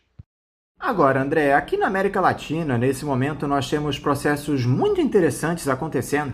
Eu sei bem que você se identifica bastante com esse tipo de tema, não vamos entrar em detalhes. Na Colômbia, manifestações populares tomam conta das ruas do país há semanas com resposta violenta das forças de segurança. Já houve dezenas de mortes por lá. Tudo isso por conta das políticas ultraliberais do presidente Ivan Duque, tendo como estopim uma reforma tributária indecente que ele tentou passar no parlamento colombiano. Você que é um estudioso do nosso continente, André, essa convulsão social que se dá na Colômbia, de fundo claramente antineoliberal, tem força para derrotar esse projeto hoje posto em prática por Ivan Duque e pelos representantes do grande capital que o apoiam? Anderson, a sua pergunta é muito interessante e eu acho que ela deve ser respondida em um contexto maior, deve ser percebida em um contexto maior, não só da Colômbia, mas da América Latina, né? Precisa tentar, né, que no caso colombiano nós já tivemos alguns protestos ainda em 2019, né? E essa reforma tributária é a ponta do iceberg de um descontentamento muito grande de parte da população colombiana, mas, como eu falei ainda há pouco para você, na resposta anterior, né, esses movimentos coincidem com movimentações, né, com mobilizações, melhor dizendo, em outros países da região, né, como, por exemplo, no ano de 2019, o grande epicentro dessas mobilizações foi o Chile, né, que acabou gerando a necessidade da Constituinte, que agora vai entrar em curso, né. No caso específico da Colômbia, né, esses protestos questionavam as políticas econômicas do governo Duque, né, na direção do ultra neoliberalismo, como você mesmo apontou muito bem, né, proposta de uma ampla reforma tributária, né, e essa ampla reforma tributária era muito agressiva, né, era uma reforma clássica do neoliberalismo, né, que ia aumentar justamente os tributos, né, para os mais pobres e também para a classe média, né? Então, o que as pessoas basicamente disseram, olha, não vamos aceitar perder tanto assim, né? Foram protestos bem relevantes, com centenas de feridos e dezenas de mortos, né? Também é interessante pensar que no contexto maior não é exclusivamente uma discussão sobre o neoliberalismo ou sobre reformas econômicas, mas também a gente tem que pensar no caso colombiano que o governo Duque, né, também tinha negociado acordos de paz, né, juntamente com líderes das Farc, né, e esses acordos de paz, né, do processo de paz, né, de desmilitarização, esse processo tem sido muito mal feito na Colômbia, né?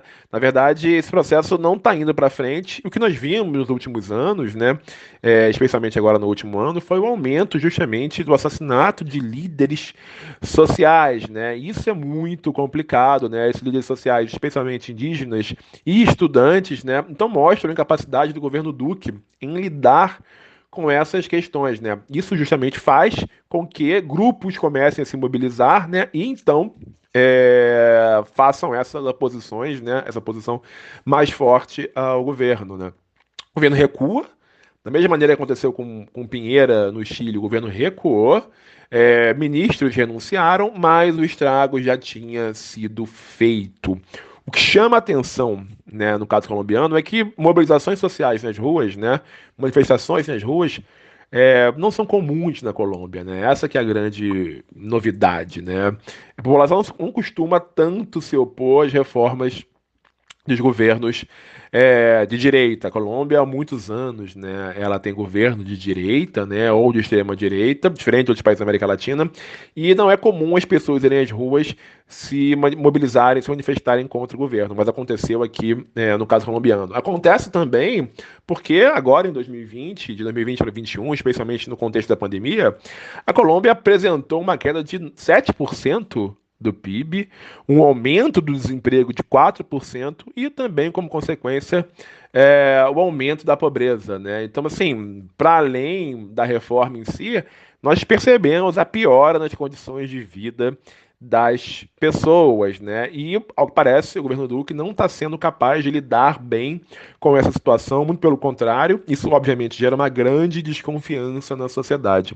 Por outro lado, a Colômbia não tem um histórico de partidos de esquerda que consigam capitalizar essa desconfiança e esse descontentamento, especialmente no plano nacional, né? Você tem algumas lideranças regionais, mas isso não se organiza no plano nacional. O que pode acontecer é que, com essas manifestações, já tem alguns líderes importantes, né, homens e mulheres, né, que esses líderes, homens e mulheres, estão surgindo no contexto de 2021, dessas manifestações, no futuro, possam se capitalizar como candidatos, como aconteceu no caso do Chile, né, no qual grande parte das lideranças dos protestos de 2019 acabaram sendo eleitas na Constituinte de 2021. Se na Colômbia ainda há dúvidas a respeito do que possa acontecer, André, no Chile o cenário é bem diferente. A revolta popular nas ruas no ano passado se transformou em uma verdadeira revolução que vai levar à produção de uma nova Carta Magna. E quem vai redigir esse texto constitucional, André, são representantes predominantemente progressistas, sendo alguns independentes. Foi o que decidiram as eleições que nós tivemos no país 10 dias atrás, tiveram inclusive paridade de gênero, algo inédito na história do país. Aliás, as mulheres receberam até mais votos que os homens, mas terão de ceder algumas vagas na Assembleia Constituinte para que haja equilíbrio. Além disso, os candidatos dos partidos de esquerda vão comandar as cidades mais importantes do país. Em Santiago, capital chilena, foi eleita a comunista Iracy Hassler. Dá para acreditar em um enterro definitivo do pinochetismo no Chile, André? Olha, Anderson, eu não afirmaria, assim, até ver o fim, né, da Constituinte e a promulgação da nova Constituição, que existe a possibilidade do enterro definitivo do pinochetismo no Chile, né? Eu prefiro esperar, né? Na verdade, é uma grande chance para que isso aconteça. É uma grande chance para que o Chile, de fato, faça a sua transição para a democracia, né? A gente fala de transição para a democracia, né? É muito importante lembrar o que a teoria fala, né? A teoria fala de alguns momentos importantes, né? Quando você está saindo de um período autoritário para o período democrático, né? O primeiro movimento necessário é justamente, né, que as forças militares saiam do poder e as forças civis, né, cheguem ao poder, né, e tomem o poder, né? Enfim, cheguem ao poder. Após, né, a saída dos militares, né, é fundamental que aconteçam eleições livres, né? Então, assim, nem sempre a transição ela acontece logo em seguida, ela é seguida por eleições livres, né? No caso do Brasil, por exemplo, a gente teve a transição para o Sarney, né? E o Sarney não foi eleito numa eleição direta, né? A nossa primeira eleição direta pós-fim da ditadura militar foi justamente na de Collor, né? Em 89, 90, né? Então, essa é uma questão fundamental. E a outra questão fundamental, né? Já falei saída dos militares, falei eleições livres, né? E eleições diretas. E a outra fundamental é que uma nova Constituição seja feita nos marcos da democracia, né? Não dá para você ter um marco legal do autoritarismo no ambiente democrático. E a Constituição chilena era basicamente isso que acontecia na Constituição chilena, né? Você tinha o que nós chamamos de enclaves autoritários da Constituição da época do Pinochet, ainda no período democrático, né? Isso não era bom, isso era um retrocesso, isso era um grande atraso, né? E agora a nova Constituinte pode sim significar a vitória da democracia e o fim desses enclaves autoritários. A Constituição chilena é uma Constituição muito difícil de emendar, né? Uma Constituição muito difícil de se modificar, né? Dizendo em outras palavras, né? Então, ela precisava de grandes maiorias que na prática eram difíceis de serem conseguidas, né? Então a gente percebe também, para além da questão histórica, olhando para o momento atual, né, uma grande derrota da direita chilena e do presidente Sebastián Piñera, né? E essa derrota ela vem junto a uma vitória da esquerda, né? Como você mesmo falou, uma vitória da esquerda, especialmente nas capitais, né? Enfim, na capital chilena, em Santiago, né? E em outras cidades, a importância de lideranças femininas, né? A discussão de gênero, né? Ela é muito fundamental nessa Constituinte, nova Constituição, a questão da paridade e para além da paridade, né? A igualdade de um modo geral, né? Mas, ao mesmo tempo, a gente tem que lembrar que o Chile também teve, enfim, já teve presidentes de esquerda, né? Lembro da Bachelet, por exemplo, né? E o Chile já teve no passado a famosa concertação de partidos de esquerda que liderou o país, né? Que depois se transforma na chamada Nueva Maioria, e não necessariamente a esquerda chilena ela chegou a encerrar com, por exemplo, a política econômica neoliberal do Chile, né? Então, a política econômica neoliberal do Chile, mesmo com a esquerda no poder, ela se mantinha. Então, a ver o que essas novas mudanças vão significar para o futuro, né? Porque não apenas ser de esquerda significa grandes mudanças, né? Você tem mudanças em algumas áreas específicas, mas se não tem mudanças na área econômica, por exemplo, do projeto neoliberal, não vejo mudanças estruturais nesse processo. E tudo isso, né, obviamente, vai ser discutido aqui na Constituinte chilena, como, por exemplo, a questão das pensões, né, que é uma questão fundamental, né, que basicamente os aposentados chilenos eles não estão conseguindo viver, né. O dinheiro que eles recebem, né, das pensões é um dinheiro que não dá para o aposentado viver, né? Então isso obrigatoriamente deve ser discutido na nova Constituição. O que esse movimento na Colômbia e no Chile sinalizam para a América Latina, André?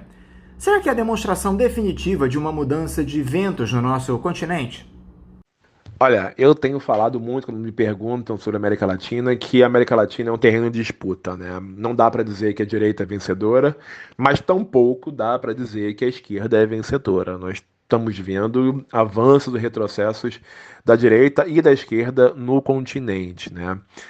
Hoje, por exemplo, né, nós temos a posse do Guillermo Lasso no Equador, né, como presidente do Equador. Um banqueiro conservador, de direita, que venceu a esquerda, que era majoritária, aparentemente, no Equador, né?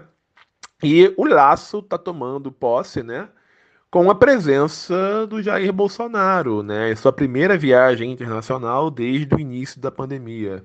E parece, ainda não vi, enfim, detalhes, que o Bolsonaro é o único presidente da região a participar da posse do Lasso, né? E isso é bastante interessante no que diz respeito nessa, né, reorganização da direita no continente, na região, né?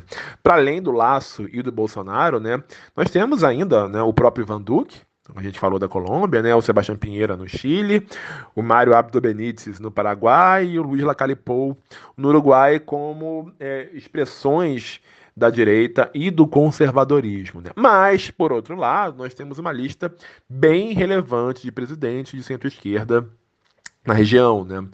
Especialmente, estou falando do Alberto Fernandes, na Argentina, do Luiz Arce, na Bolívia, do López Obrador, no México, né? Que aí, enfim, também tem uma questão aí meio complicada, e do Nicolás Maduro, na Venezuela, que também é outra questão muito complicada, né? Eu não vou entrar nos detalhes do Obrador e do Maduro, porque não temos espaço aqui, mas, em geral, seriam esses os presidentes de esquerda e os presidentes de direita. Agora, o que é importante é que, quando a gente pensa no caso boliviano, por exemplo, a direita foi derrotada. A direita deu um golpe, esse golpe expulsou o Evo Morales do país, que teve que sair, né, senão seria preso, né? A direita chega ao poder num golpe com a Janine Áñez, mas logo depois, né, volta de um ano depois, a Janine Áñez cai, né? Ela é presa e nós temos a volta do movimento socialismo do MAS ao poder, com a eleição de Luiz Arce e também o retorno de Evo Morales ao país, o que é muito significativo. Mostra que a Bolívia, na verdade, prefere o MAS e prefere essas políticas de esquerda ou de centro-esquerda do que a opção pela direita e pelo conservadorismo político.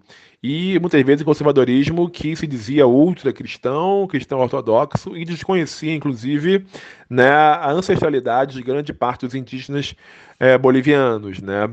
Mas ao mesmo tempo, não dá para dizer que esse movimento ele é único, como eu falei para vocês, né?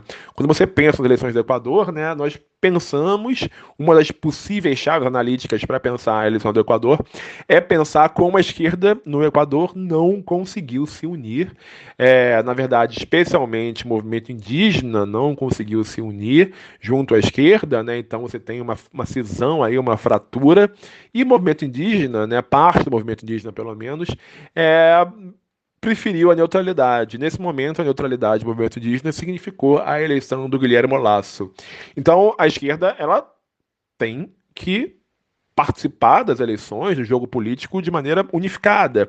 Caso contrário, a chance da derrota é bastante grande, né?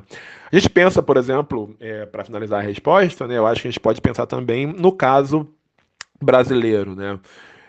Como é que isso se coloca, né? Essa relação entre poderes de esquerda e de direita e ruas, né? Hoje, né, nós percebemos claramente no Brasil a dificuldade da oposição ao Bolsonaro em se organizar e tomar as ruas contra o mandato do Bolsonaro, né? Porque hoje quem ocupa as ruas, como vimos no último domingo, no contexto da pandemia, são os apoiadores do Bolsonaro que não têm medo da Covid, né? Ou seja, a esquerda não vai às ruas porque tem medo da Covid, e os apoiadores do Bolsonaro, parte deles, acho que não acredita na existência da Covid, né, ou não leva a sério, então eles estão nas ruas.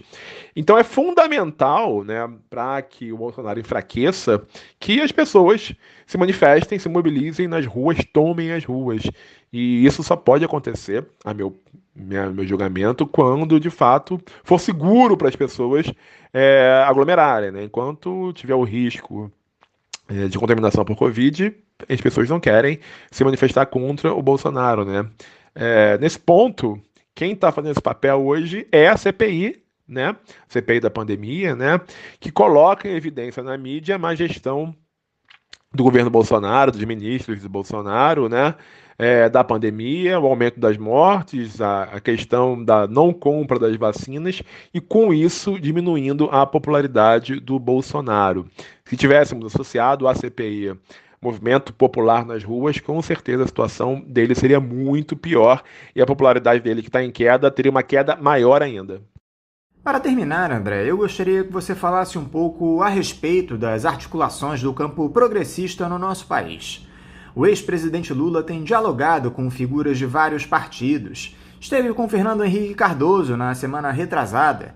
O Ciro Gomes segue atacando o petista e tentando se colocar como terceira via nas eleições do ano que vem. A derrota do bolsonarismo se dará em 2022, André? Olha, Anderson, da mesma maneira como eu falei sobre a derrota do pinochetismo, eu não tenho condições de responder nesse momento se a derrota do bolsonarismo se dará em 2022. Eu acho que ainda é bem cedo para dizer isso, tem muita água para rolar.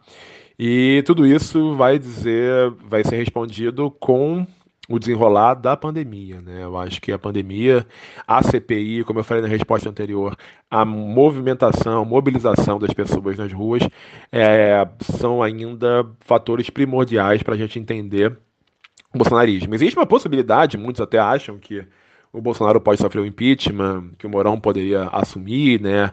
Muitos falam na opção do Mourão, né? Não sei, eu acho que o Bolsonaro nesse momento ainda não corre risco de sofrer um impeachment, justamente porque não tem ruas, e sem ruas é muito difícil o parlamento retirar um presidente por um processo político, eminentemente político, né? Mas o que a gente percebe nesse momento, como você mesmo colocou, nós temos dois polos, né? O polo bolsonarista e o polo lulista, né? Tá muito difícil nesse momento uma terceira via, né? Todas as pesquisas eleitorais mostram que nenhum candidato à terceira via, que não seja Bolsonaro ou Lula, tem qualquer condição de ir ao segundo turno, ou tem qualquer condição de vencer Lula ou Bolsonaro. Claro que pode mudar, a gente pode ver ainda que tem alguns candidatos dessa suposta terceira via supostamente mais ao centro, ou à centro-direita, não ultra-direita, né? Porque eu não acredito que, enfim, essas outras vias, elas cheguem pela esquerda. Não sei que o PSOL também lance um candidato, tem que ver como é que o PSOL vai se organizar em relação a isso, né? Mas as pesquisas mostram, né, que o Lula é o único candidato que pode derrotar o Bolsonaro. E o Lula, sabendo disso, ele está buscando ser o Lula, né? Fazer o que ele sempre fez muito bem, que é conversar com todos, né? Da direita, do centro, da esquerda, buscando um governo de coalizão nacional, né? E aí tem muitas críticas de como é que ele vai fazer isso, né? Críticas a uma possível repetição, né? No parte da esquerda, né, a esquerda, enfim, a esquerda do PT, aqueles que são a esquerda do PT, melhor dizendo, sobre o modus operandi do Lula de governar, mas ao mesmo tempo o Lula entende que, se não for assim, ele não consegue ser uma opção viável, né? Então ele está tentando negociar com todo mundo, então ele vai, no mesmo dia ele encontra o Fernando Henrique Cardoso, encontra o Boulos, encontra o Freixo, e a gente vê essa movimentação do Lula também, não só na direção da direita, mas da esquerda, especialmente do PSOL, né? Nós temos aproximação com o Boulos, com o Freixo. Agora, uma grande notícia dessa semana foi a filiação do Jean Willis ao PT, né? A saída do Jean Willis do PSOL e a ida para o PT, que está sendo muito comemorada pelo PT, né? E você falou do Ciro, né? Bom, o Ciro me parece bastante sozinho, bastante solitário nesse momento, tentando se descolar da esquerda e se aproximando da centro-direita, né? Mas não a direita bolsonarista, não a extrema-direita, mas buscando uma direita ligada, por exemplo, ao projeto Tucano historicamente, né? E aí, para isso, ele está centrando as suas críticas majoritariamente ao Lula, muito mais do que ao Bolsonaro. Ele está criticando o Lula ultimamente, ele busca polarizar com o Lula, né? Olha, mas eu sinceramente não sei se essa é a melhor opção para o Ciro. Eu não sei se ele de fato vai ter uma candidatura viável. Nesse momento a candidatura dele não parece viável. E eu acho que o que ele está fazendo é minando a popularidade dele com a esquerda, né? Então, ou com parte da esquerda. E também, né, digamos que, bom, vamos lá, Bolsonaro ou Lula vencendo as eleições, o Ciro não tem espaço em nenhum desses dois governos, né? Então, acho que o Ciro poderia rever a sua estratégia, né? Não creio que seja a melhor estratégia, mas essa é a minha opinião, claro que não é a opinião do Ciro. André Coelho, mais uma vez, muito obrigado por você estar aqui conosco no programa. Eu quero te desejar um ótimo dia de trabalho e deixar também o meu abraço. Anderson, mais uma vez, foi um grande prazer falar com vocês aí do Faixa Livre. Espero que você esteja bem, todo mundo que está ouvindo o programa também esteja bem. Forte abraço para você, muita saúde para todos nós e muita vacina para todos nós, tá bom? Valeu, um abraço.